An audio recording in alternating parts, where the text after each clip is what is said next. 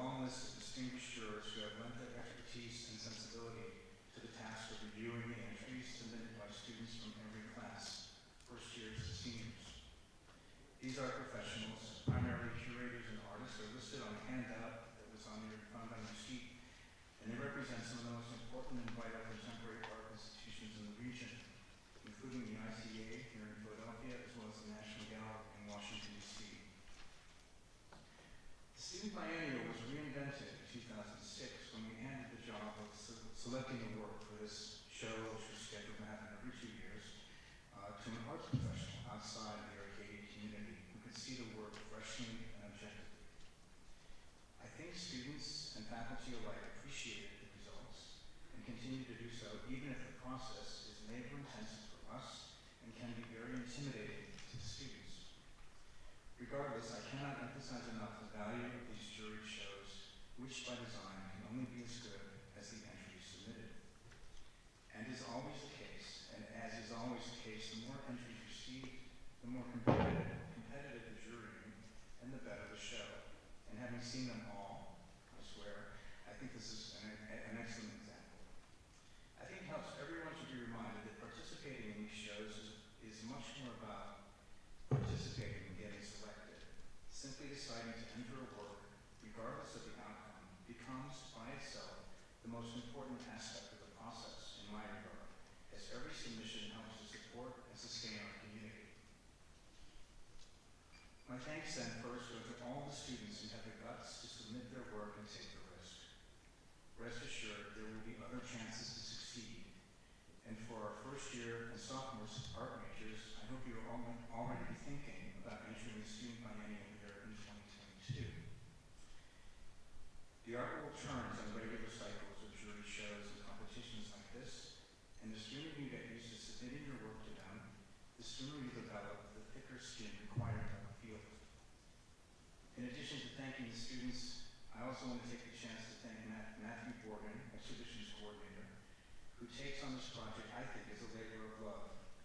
The works included go from your individual studios to entries submitted and handled and reviewed, and then securely displayed and lit in the Rosedale and Harrison galleries, which, due to the public nature, talking my tease here, always require additional care and attention that Matt and his team of students skillfully facilitate. I also wish to thank Jamar Nicholas and his cohort of work study students who processed all the entries last semester and helped inventory the work over the break. The checklist that's out there is another labor of love, and I thank all the students who got involved with the labeling and the processing that required. I also want to thank the faculty for encouraging their students to enter their works. And though it's clear that we're seeing work resulting from assignments, it's always great to see work done independently in a classroom. We have a nice mix of that in the show. Finally, thanks to our juror who will take the podium, or rather her table and chair momentarily, we are grateful that she accepted our invitation to review the work and talk about her practice. In a way, it's a way to explain her choices and illustrate her sensibility.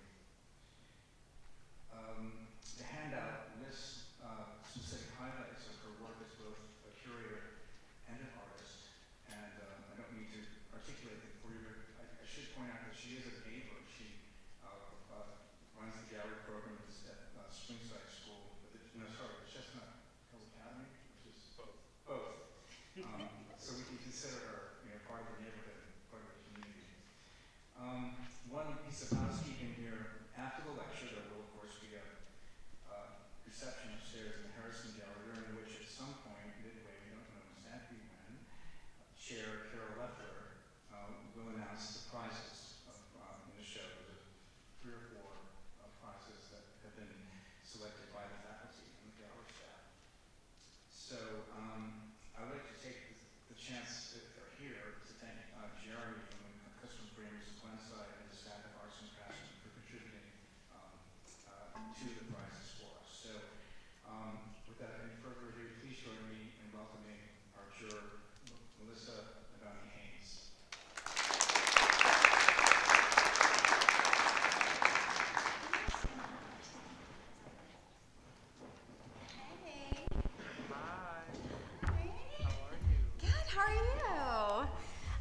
Hi everyone. I'm so excited to be here, and thank you so much to Matthew and to Richard and to Jamar and Carol. Thanks so much to everybody for having me. It's been a really fun ride doing this project. I have just recently started curating about 8 or 10 years ago. Well, I guess that's not really recent.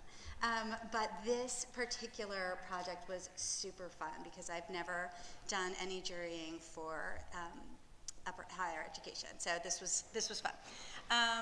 Yes, many thanks to Matthew. It's great working with him. And I'm like checking my notes, you know? What are you gonna do? So I am I'm just gonna kind of give you a little brief story about where I came from and how I got here. I did grow up here. I'm a product of Catholic schools in Norristown, and when I graduated from high school at 17, I left and never came home. For 20 years, I never came home. And then I came back. So I've been back for a while, and I started yarn bombing in 2010, and so I'm kind of known for yarn bombing. And so if you don't know what yarn bombing is, and I know that probably all of you, if not every single one of you in here, knows from the fabulous and exciting Carol Loeffler and doing projects with her. So so I do a lot of yarn bombing, and it actually really started to kind of change it changed my practice, my artistic practice. I usually crochet. My technique of choice is crochet, even though it's called knit graffiti, yarn bombing knit graffiti. I prefer crochet because it's faster and more sculptural. And I usually do it by myself, although people have done it. They've been known to do it in groups, kind of like the secret granny brigade, and they go out in the middle of the night and they yarn bomb the whole town's, all the parking meters, and it's very, very cute. I'm not that cute, so I mostly do it by myself. And I'm going to show you some pictures. I guess I don't really have to look back there, do I? I'm going to show you some pictures of some yarn bombing that I've done around Philadelphia and outside of Philadelphia. One of the things that I really find to be very funny about yarn bombing is that people consider it to be very rebellious and subversive, but for Pete's sake, it's yarn. It's not that subversive. And it can be controversial depending upon where it is. So normally, Carol and I both live in the Germantown area, live and work in the Germantown area, and it's pretty run down. And so I find myself really going to locations that require a little soft and fuzzy, something that's going to make it a little brighter in the joint. And sometimes those places happen to be in Bermuda or Miami or France or Italy. I kind of just take it wherever I go, and it's so much fun. And I started to imagine all kinds of things that I could do with it. And again, this really started to change my practice. And so I kind of felt like if it had a structure, I could yarn bomb it. And it was like very kind of kitschy and very funny. And it became like a little too funny, but fun.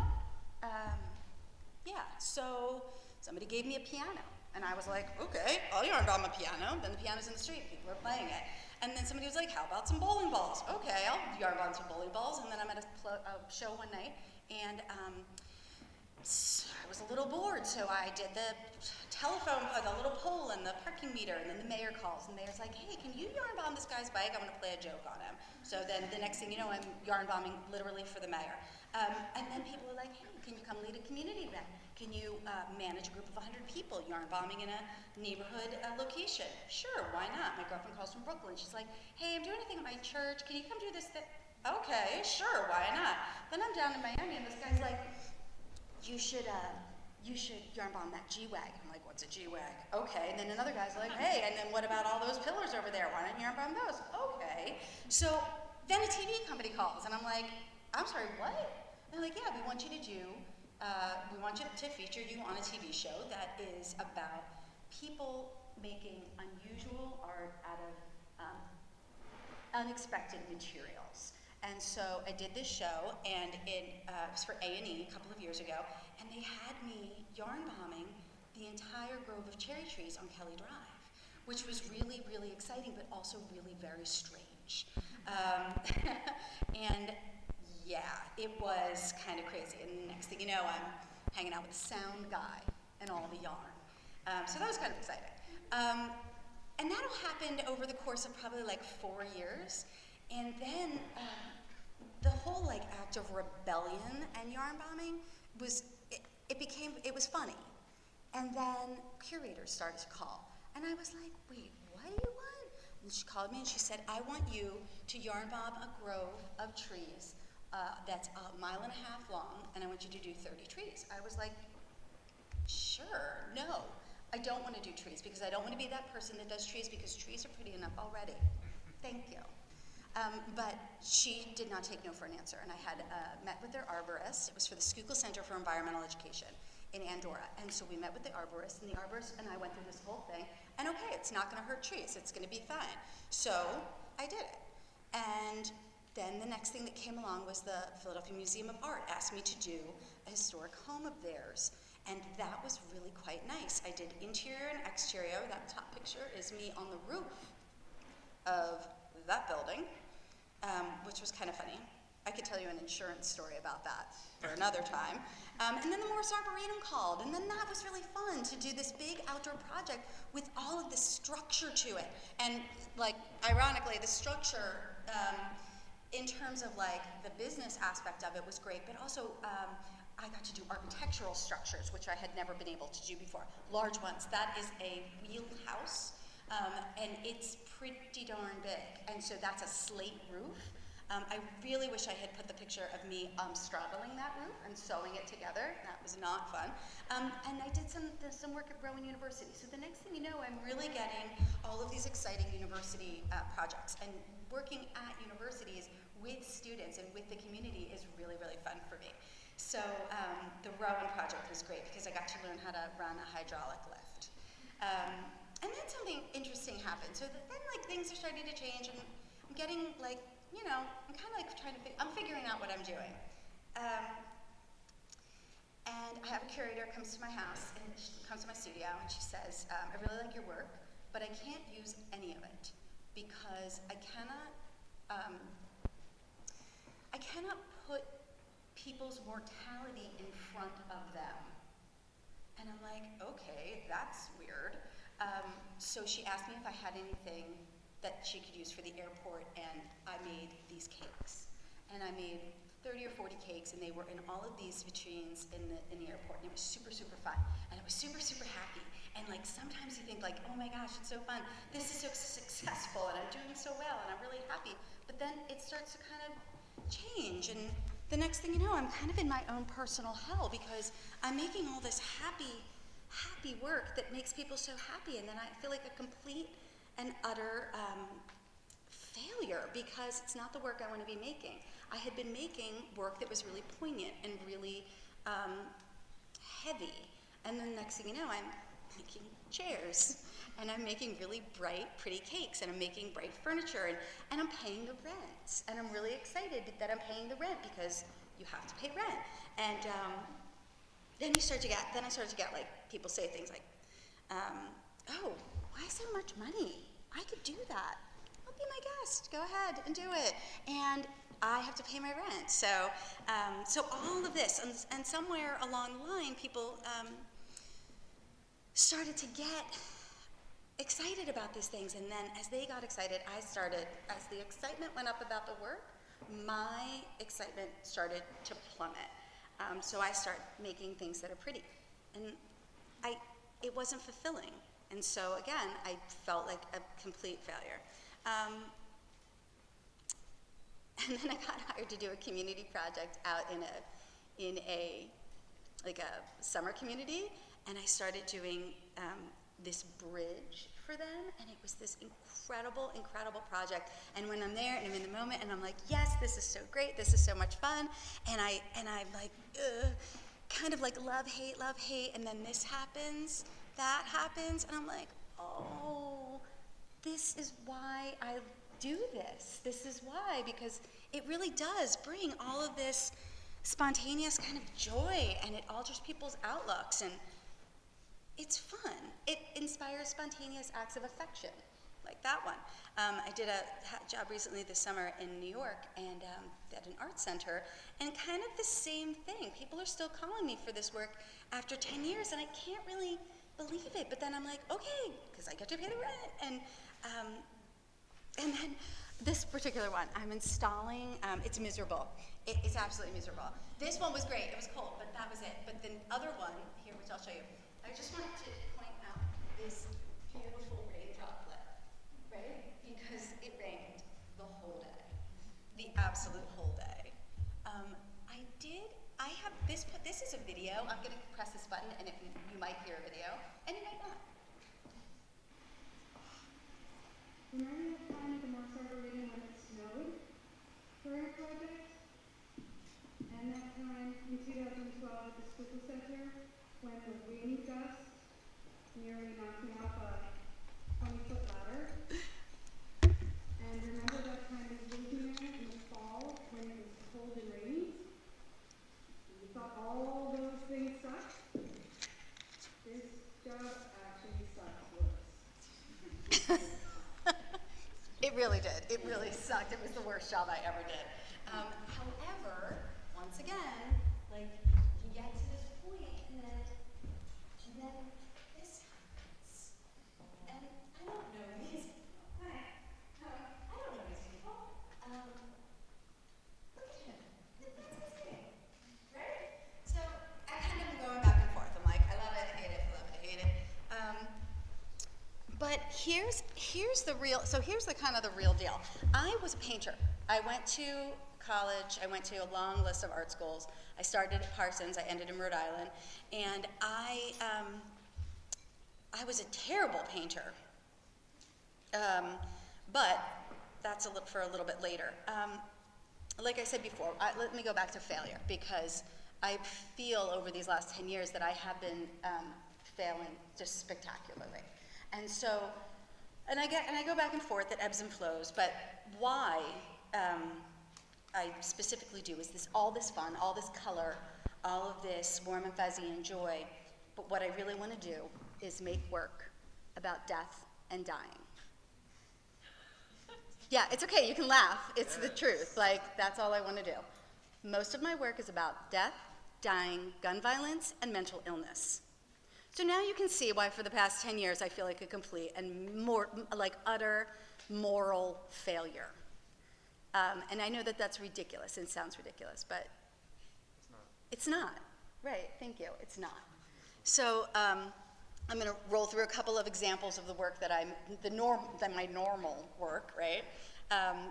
This is a installation of heaven. It's kind of what my feeling of what heaven looks like. I'm not religious, but, you know, it's heaven. This is a piece on gun violence in America. There were 2,358 children between the ages of 0 and 17 that were killed or injured by a gun in America in 2015. Each one of these pieces, which is small, about palm size, plush, stuffed piece, is soft sculpture. It represents each one of those children. And so those are the things that I'm delving into. The woman sitting at the desk is actually writing the names, transcribing the names of all of those children onto ribbon that I then use for another project that you'll see down the road. I use it as yarn. So these stones were an offering. I made 1,000 stones. I crocheted 1,000 stones. And in addition to death, dying, mental illness, gun violence, a general theme of my work is loss and sorrow. And how when we lose someone, we might wander aimlessly for like a million days before we can figure out how to live without them. And for me, that included crocheting 1,000 stones. And actually, I was really lucky that I figured that out. So again, this loss and sorrow. These pieces showed at Spring Break Art Fair a couple of years ago, and again, they have something, they're about the fragility of life and the fragility actually of our ecosystem. And I've been really fortunate to be able to put them in different locations. So, and speaking of mental illness, because that's fun, I've been working on these soft sculptures. They're generally stomach-sized and vaguely shaped like organs. And they are, each represent that knot in your stomach that you can't get rid of. Back in Chicago, in November, this was the new work that went back there. And this is actually really fun. Chicago is a new market for me, and I'm really excited about that because I kind of feel like people in Chicago get me a little bit. I don't know why. I'm not like Midwestern. I'm just an Italian from Norristown. But anyway, like sometimes I hit the mark, and sometimes you hit the mark. Sometimes we all hit the mark. We don't all hit the mark all the time, right? Like that's what a failure is about. You have to fail to learn. You got to go backwards before you can go forwards. That's like the cliche, you know, it's like the arrow tattoo. Like it's the cliche. Like you have to learn how to fail in order to move forward. So, like I said, sometimes you hit the mark, and I hit the mark with these in Chicago, and I'm pretty excited about that. However, the percentage of people who I can touch with my work is infinitesimal on this side of my kind of like split personality. And it's everyone else who loves all the yarn and wants to hug trees, which is so great, yay! And I don't mean that like the percentage is infinitesimal. I don't mean like, oh, I'm so cerebral, nobody gets me. It's clearly not what I'm talking about. And speaking of hitting the mark, or some kind of a mark, sometimes you will, in addition to like failing and succeeding, and hitting the mark and not hitting the mark, sometimes you will make work, like me, that are poignant and beautiful and heartbreaking. And when the curator, formerly at the Smithsonian, tells you that they are definitely going to want to take this, and you're like, oh my God. And then they don't. And then you're like, okay, that's okay. And then the only people that want to show it are like tiny synagogues who their galleries are the vestibule. And that's okay too, because now I'm starting to like look at, other people are starting to look at my work. So it's not, you know what? No, it's not Art Basel. No, it's not the Smithsonian. But you know what? These pieces are made, they're quilts. Oh, okay, yeah, so I do a lot of quilting with alternative materials. That's kind of one of my things. And so these are quilts sewn on a machine and by hand, and they're sewn from the address books of a Holocaust survivor. So there aren't very many Holocaust survivors left these days. I think yesterday was 75 years of the anniversary of the liberation of Auschwitz and Birkenau. Is that right? Is it, everybody know that? Okay. Well, yesterday was 75 years that the concentration camps were liberated, which is a pretty big deal. And these diaries, there were 50 years of, not diaries, contact books, 50 years of contact books that I had from this couple, and I sliced each one open and sewed them together. And this one on the left is very small. It's like a 12 by 12. And then that one is just a small piece of one that's vaguely coffin-sized. How do you like that? For death and dying, loss and sorrow. I thought that was pretty good. No? Nobody? Okay, fine. Yeah, thanks. Yeah, and then I got into geometry, and geometry is actually really fun. I really love kind of like pushing that boundary. And this body of work actually made me feel really good because I was mixing these colors that everybody was so happy about, but I was doing something a little bit, not that math is subversive, but I was doing a little subversive math.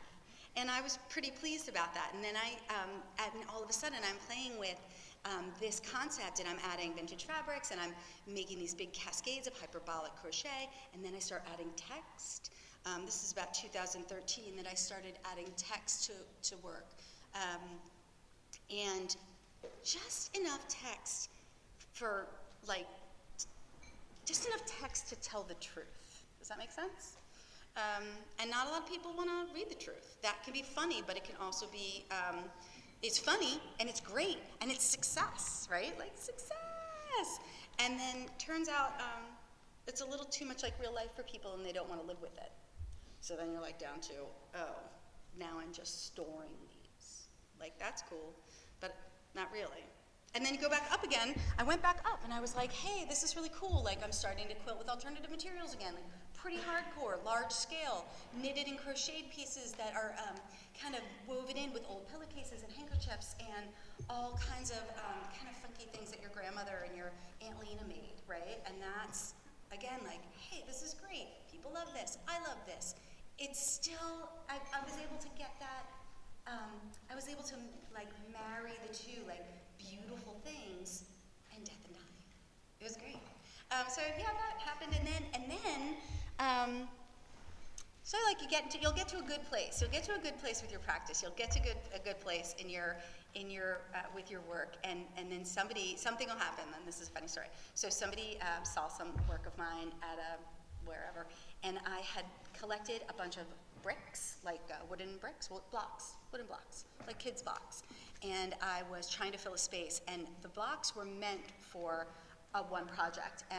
But in order to fill a space really quickly, I literally dumped 3 containers of blocks on the ground and just like threw them over there. I was like, okay, I'll come back to that. And then I went back to it and I lined them all up so that when you looked at it from above, it looked like city blocks. And it was kind of cool. And I was like, all right, that's fine for now. And then somebody came about 3 or 4 years later to a gallerist of mine and said, do you remember when she did that thing? I want that thing for my wall. So the curator came to me and was like, we need this thing. And I'm like, I can't make that thing. She's like, well, you gotta figure it out. I'm like, I really don't know how to make that thing. Like, it was just the thing on the floor. But you know what? I paid 2 months worth of rent. I know, right? So, yeah, and then you're making things, because people want them. And then you're like, wait a minute. Making things because people want them. That's tough. Back to that gun violence project I was talking about, that ribbon that the woman was writing all of the names of the dead kids on. This is a project that lasted a couple of weeks where I took every piece of yarn and that was there from the museum. That was the Fuller Craft Museum in Massachusetts. It was a project I did with them, and it was very poignant. It was a really beautiful show. And I took it all and I crocheted it into like a quilt that hung on the wall there for a while, and that was really great. So I talked about for a little bit how I was a painter, and there was no fibers major when I was a painter. At Parsons in the 90s, it was like, you're a painter, you're a sculptor, you're in fashion, and that's it. Like, no, that's it. That was the rate. There's no fibers, there's no metals, there's no jewelry, there's nothing. But that was fine, and it was cool, and I went and I painted, and I was really excited to be a painter. And there, I had a defining moment. I had a really incredibly crazy defining moment. And I hope that I hope that this is the right slide, because this is kind of fun. Let me go over to the other side. My mom. Yeah, my mom. She died. And it was awesome. She and I were not very close. My oldest niece, her first granddaughter, came directly after me. And I spent a lot of time with my grandmother, her mother, because she was watching her granddaughter, so she was watching her granddaughter. So we did spend a lot of time, the 3 of us, and I just kind of wanted to point out the look on my mother's face. She always was vaguely exasperated around me. I was a bit exhausting for her, and I was more like that with her and that was more her face, like that was kind of our relationship. There's our relationship right there. Yeah, always kind of a little bit exhausted. But she, there are more pictures like the one of me, my tongue's sticking out, than there are like this one. But she taught me, that's how she was living all the time. Literally, that was the face. Right there,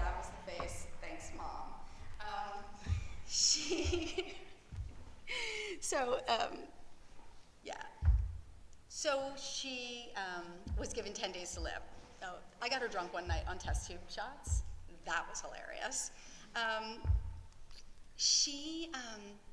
So she got sick. She was given 10 days to live. And I'm the youngest of 5 kids, and we all we all have that thing. If you know somebody who's died, or if you haven't had anybody die in your life yet, everybody gets a job, right? This one answers the door, this one answers the telephone, this one contacts the funeral home, this one makes the posters of the dead person, even though they're not quite dead yet, for the funeral home. This one picks up the dress. Everybody has a job. And on the first day, after I sat down with her and I said, all right, what do you want to wear? And because nobody else could do that with her, and I could. I'm 10 years younger than my youngest sister, and I'm 20 years younger than my oldest sister. So it was like them and then me. So I had a different relationship with her. So anyway, we plan her funeral. We laugh and howl the whole time. And she finally says to me, I need you to do me a favor. Okay. Just go into the dining room, get this bag. It's behind the curtain, and it is blue. Okay, so I go behind the curtain in the living room. I get the blue bag, and I bring it to her bed. And she says, okay, I need you to finish this scarf. And I'm like, I don't knit. You know I don't knit. And she's like, it's okay, I'll teach you. So I finished it, and we laughed and we laughed. And then she said, okay, go into the den and go under the little round table and pull up the tablecloth and get the yellow bag. And I was like, uh-oh. So I go get it, and she comes back. She goes, okay, this one's for your Aunt Jane. I started it a long time ago, but I couldn't finish it. And she had brain cancer, so she couldn't get her hands to do what she wanted them to do. So I sat there, and I was such a bad knitter, I could not knit a straight line. So I sit by her bed, and I knit with her every day for the last 14 days of her life. I knitted everything. And when she died and cleaned out her house, I took all the yarn. I took 2 carloads of yarn, 2, not 1, 2. My mother was a hoarder, and she was lazy as all get out. So she would buy all this yarn, and she was going to make this, she was going to knit a house, but she never did, right? It just all sat there in the closet, and it smelled. And it still had all the receipts and the tags on everything. It's very funny. So anyway, I couldn't stop knitting, and that was kind of what happened. I developed this muscle memory, and I developed this nervous energy, and I developed this, I couldn't stop. And so it took me about 2 years, and then I made Back to Heaven, but then I also made Hell. Never really got any great pictures of Hell, so that's kind of a shitty picture, sorry. But this was what I started to do. It was how I started to work through her death. And not only her death, but my new life, because she gave me such an incredible gift. I was a painter. I wasn't a knitter, I wasn't a sculptor, I was a painter. There was a time in college, or right after college, where I started making my own canvases. I was always into fiber, and I was making my own canvases, and there was a point where I felt like the canvases became more important than the paint I put on them, and that's a pretty big deal. And so, because then the paint became like a whitewash with like a mark, and then there was no paint, like no whitewash, and then it was like an oil crayon, and it was like 3 marks. And I'm like, okay, you know what? I'm not Cy Twombly. I need to pack this up, because it wasn't working. And then this, and then my mom. And like all of a sudden, my mom, who, like I said, we weren't very close, she has given me this gift. And now I talk about her all the time. It's so weird, but it's great. But that happened 12 years ago. I did not knit. 12 years ago, I did not knit. So that's kind of how I got from being a painter to being a sculptor.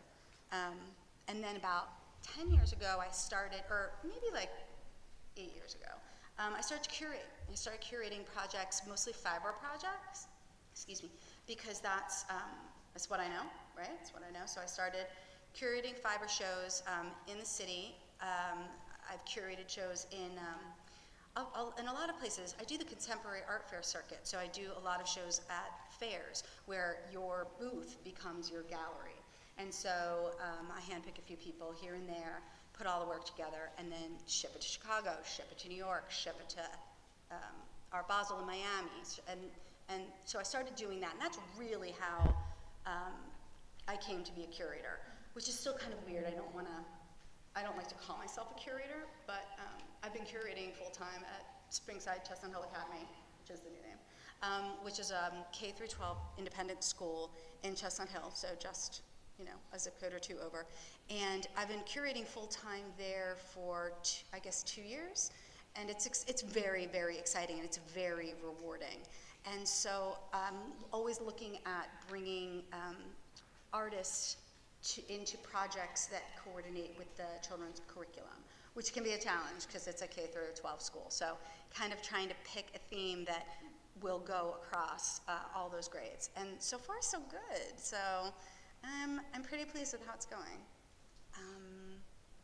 So what's next for me?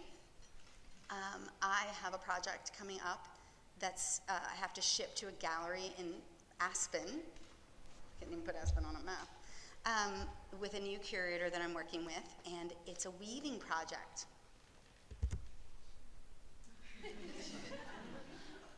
None. And so I am looking forward to failing spectacularly at this one.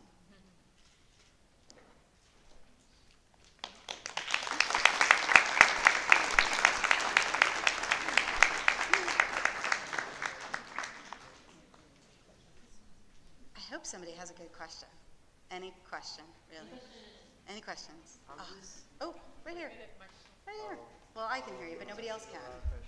Yeah, pressure. It's okay. Just you can do it. I can do it. You can do it. Hi.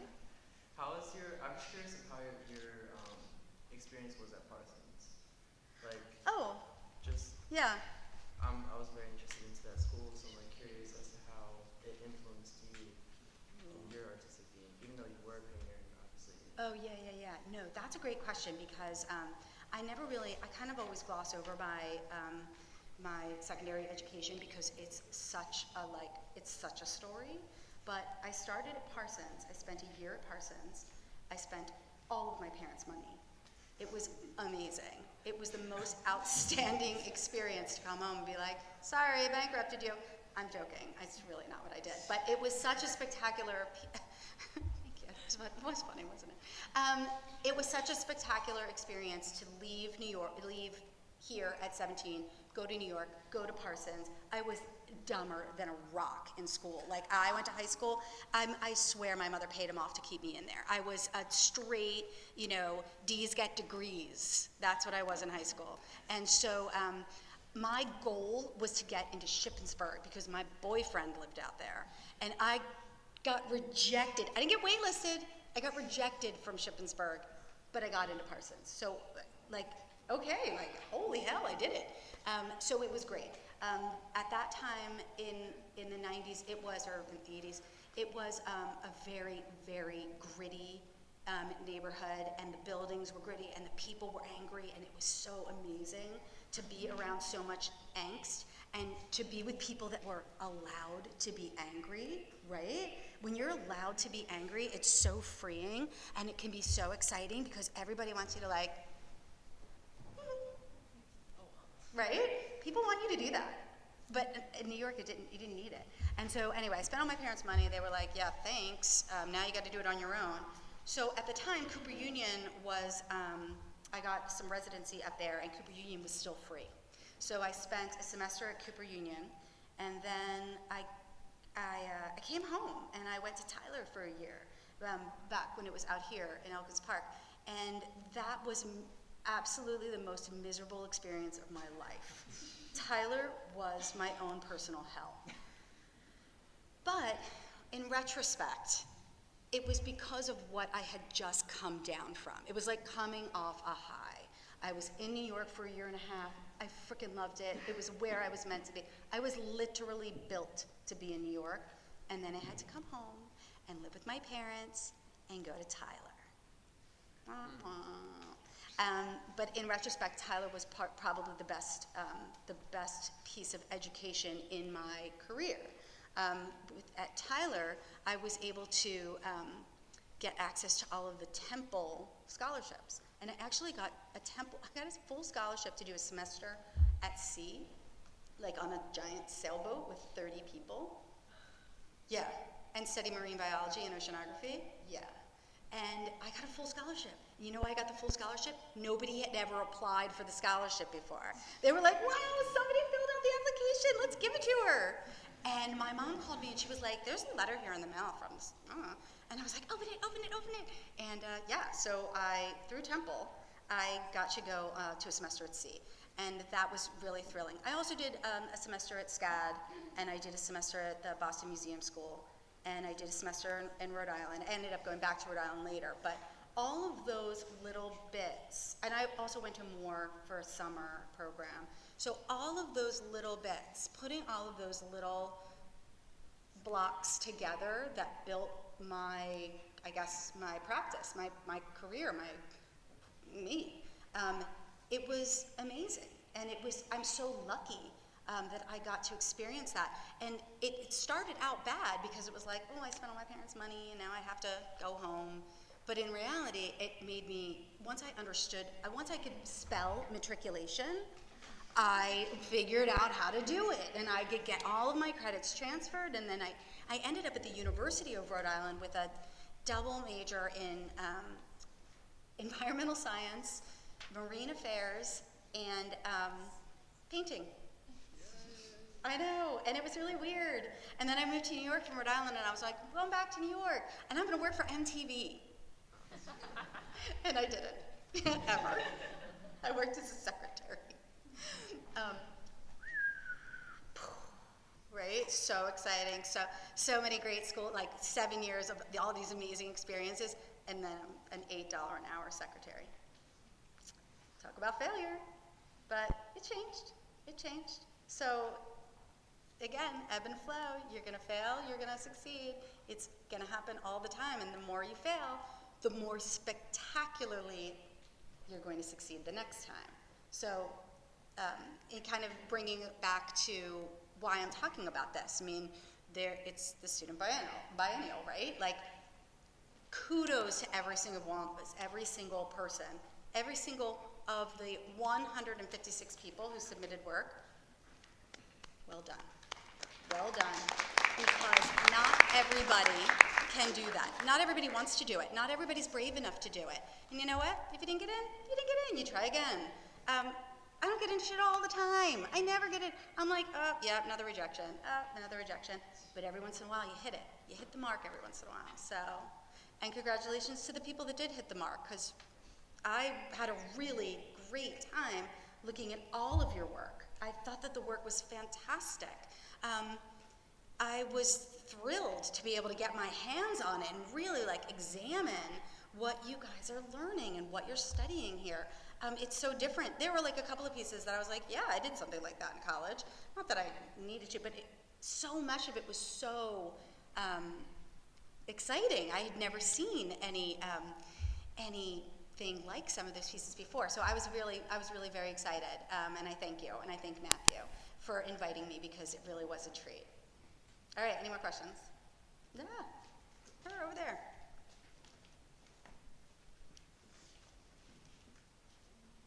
Hi, my name's Charity. No, it isn't. I love that. I'm in love with you. I'm taking you home. sorry. I'm sorry. Go ahead, Charity. So I also do a lot of work that has a lot of random and heavy set themes. And I find a lot of catharsis in that, but I also think it's incredibly painful and difficult. Just because you get burnt out and you're dealing with things that are really personal to you. So how do you find rest when you're working in such difficult things? Go. I'm joking. That's a great question, and I will follow it up with one story, that gun violence story that I was talking about before, and that project with the ribbons. So, half of your career will be about staging, right? You've got to make things look like they worked exactly how you wanted it to work. even if they didn't. And so that ribbon piece where people were supposed to write the names of all the children, 2,528 kids. I got to like 800. So that meant I needed to write the rest of those names onto that fabric to crochet the quilt. Okay, no big deal. I have assistants, no problem. But I wanted to do it by myself, and it's grim. It was grim, and I got maybe 10 names in, and I lost it. I absolutely lost it. You've got the list, and you're crossing them off, and you're writing their names, and there was something about writing their names in red, and then you cross it off, and then you move the ribbon down, you write their name, and you write how old they were, and the city and state that they died in, and the day they died. Now, it's not just the name, it's all of it. And I'm telling you, 10 in, I had to walk away. I don't actually remember what I did there, but like if I did anything specific besides sob, I don't remember. But in general, I actually have the opposite problem. When I'm finished, I've released it. Like it's catharsis. It's like cathartic writing, right? You write it out and you're like, and you rip it up and you burn it, and you're like, yay, it's gone.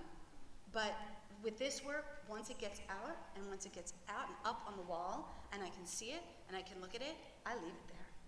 I literally leave it there, and I walk away. And then I go and make something like, I don't know how to work this kind of thing, but let's see if I can do some. Then, then I make something like that. Or maybe like, here we go. Oh, here we go. Shabam. So I do have this split. Also, so this is actually a pretty big deal. I'm bipolar, and I'm not afraid to talk about it because mental illness is definitely something none of us talk about, and we need to talk about it a lot more. And so because I'm bipolar, because I have lived with mental illness since I was 14 years old, I have that ability to really kind of compartmentalize things. And so by putting all of that energy into that piece of work and then being able to walk away from it, that's in and of itself how I kind of eject it, and that's how I respond. I literally walk away. But also because I do have this kind of I do not have split personality disorder, but I do have it in my work. My work is split personality, so I can switch over to this very light, fun, ooh, let's make a cake, let's yarn on something. I do have that opportunity to switch if I need to, and even if that is something like, you know what, you make all this work, go bake a cake. Pick up a crochet hook, crochet somebody a scarf. You gotta be able to, you've gotta learn yourself. God, you guys are so young. You have to learn yourself, and you have to learn what you need, and what you need to do in order to make the work you want to make, and how to make the work that other people are gonna want you to make, and how you're going to manage that. So, did that answer your question? Yeah? Good. Keep making really sad, scary work. It's important. Any more questions? God, I'm so excited. It's always embarrassing when people don't ask questions. Oh, hey, how are you? My question was, you know how it was knitting around street poles? I was curious, how long does that take? How do you do it? You just knit around poles? So for poles, for trees, for cars, for anything I'm doing, I take wool.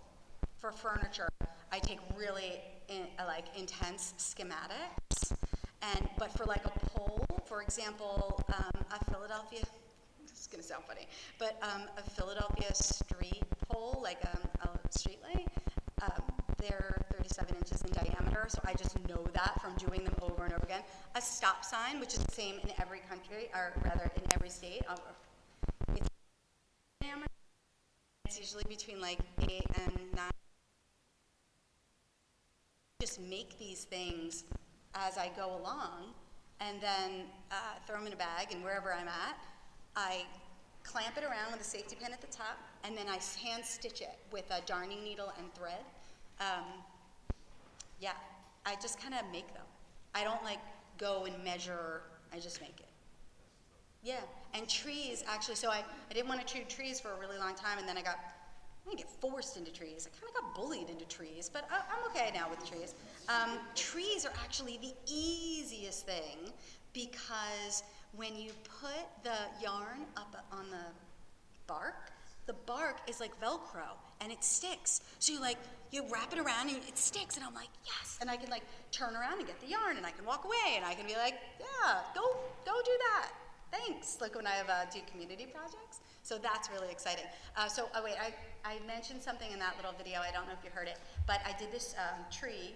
I did this thing in like 2012 in a forest, and I had a 20-foot ladder. Have any of you ever seen a 20-foot ladder or stood on a 20-foot ladder? Look at that. Nobody. So yeah, you stood on a 20-foot ladder. It's terrifying. Yeah, terrifying. So I'm on this ladder, and I'm on a tree. I'm sewing onto a tree, and I'm alone in the woods because that was a good idea. Because when I do projects, people are like, "Oh, how many volunteers do you need? How many helpers do you need?" I hate people. I don't want to talk to anybody. I don't want to tell them what to do. If I have to tell you what to do, that just takes more time from what I have to do. So go away. So anyway, I'm on a tree. It's 20 feet high. I'm like, this is not a step. I'm on the and this gust of wind comes. And here's this amazing thing. You might not know it, but when a gust of wind comes, trees sway. And I'm on the top of a 20-foot ladder that's not moving, but what I'm working on is moving. So then I'm clutching the moving tree, and I'm moving the ladder with me, and I am terrified. And it's January, and it was like one of those 40, it doesn't snow anymore, so it's like one of those 40-degree days in January. And it was terrifying. So, yeah, but it was lucky because you wrap it on, it stays, and then you stitch it. One more question.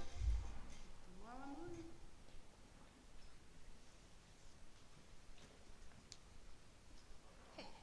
How do you pick what you are going to crochet, like out in the open, like with the trees? Do you mean the actual how do I pick the trees? No. Oh, how do I pick the work? The color? Like a pole. Like how do you decide what pole you want? Oh, I see.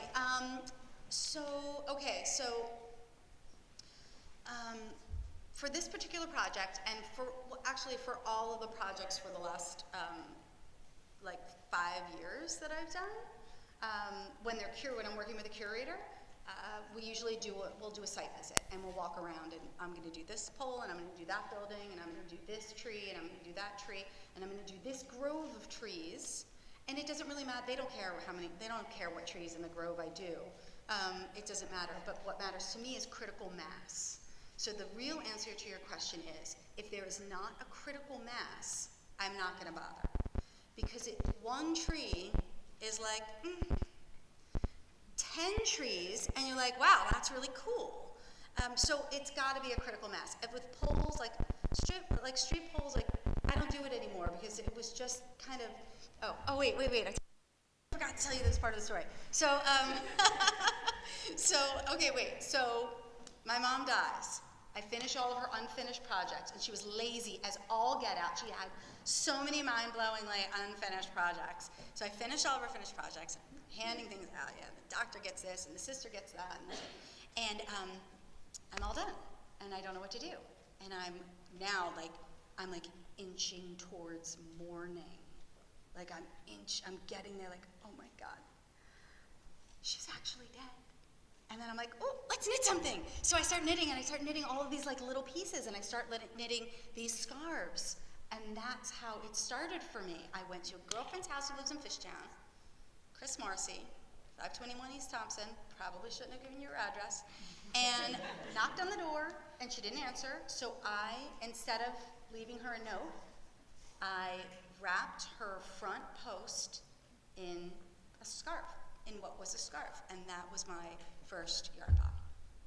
So, yeah, I hope that answered your question. I think it did, yeah? Okay, cool. Anybody else? I don't have a question. Oh, hi. I just want to thank you.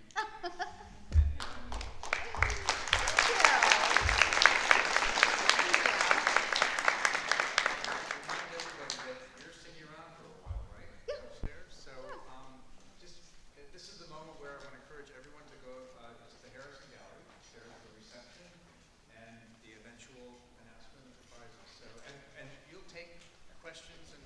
Of course, yeah. I'm approachable. Don't be afraid. So thanks again. Yes, my See you pleasure. upstairs. Yes, thank you.